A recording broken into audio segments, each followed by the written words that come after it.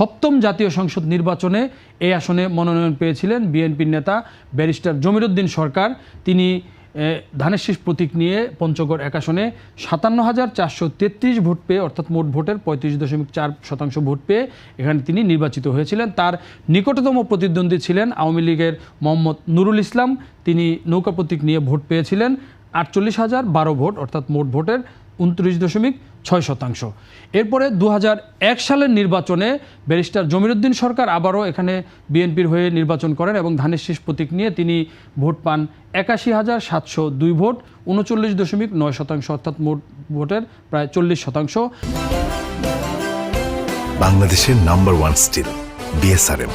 আওয়ামী লীগের প্রার্থী, আগের যিনি প্রার্থী ছিলেন মোহাম্মদ নুরুল ইসলাম, তিনি আবারও নৌকা প্রতীক নিয়ে নির্বাচন করে 70,164 ভোট পেয়ে, অর্থাৎ মোট ভোটের 34.3% পেলেও তিনি পরাজিত হন।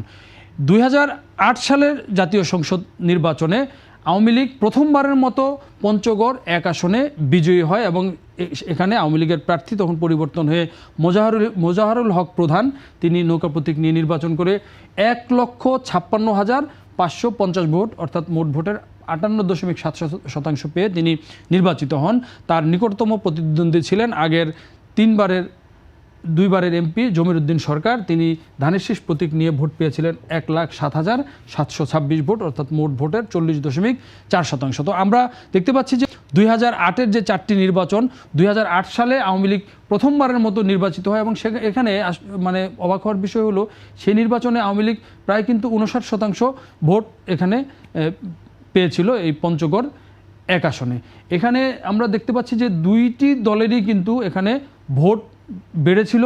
এইটা একটা বিশেষ কারণ হচ্ছে যে আগের যে 2টি নির্বাচন 1996 এবং 2001 সালে এখানে জাতীয় নেতা শফিউল আলম প্রধান, যিনি জাগপার প্রধান ছিলেন, তিনি এই আসন থেকে জাতীয় পার্টির সাথে জোট করে লাঙ্গল প্রতীক নিয়ে নির্বাচন করেছিলেন এবং একটি নির্বাচনে তিনি 38,000 1996 সালে এবং 2001 সালে তিনি 50,000-এর উপরে ভোট পেয়েছিলেন। তো 2008 সালে শফিউল আলম প্রধান এখানে প্রার্থী হননি এবং জাতীয় পার্টির শক্তিশালী কোনো প্রার্থী না থাকায় কিন্তু সে যে শফিউল আলম প্রধানের 50,000 ভোট, সেই ভোটটি কিন্তু আওয়ামী লীগ এবং বিএনপির বাক্সে যায় এবং সেই কারণে 2 দলেরই কিন্তু এখানে ভোট বেড়েছিল এবং আওয়ামী লীগ এই আসনে প্রথমবারের মতো 2008 সালে নির্বাচিত হয়েছিলেন।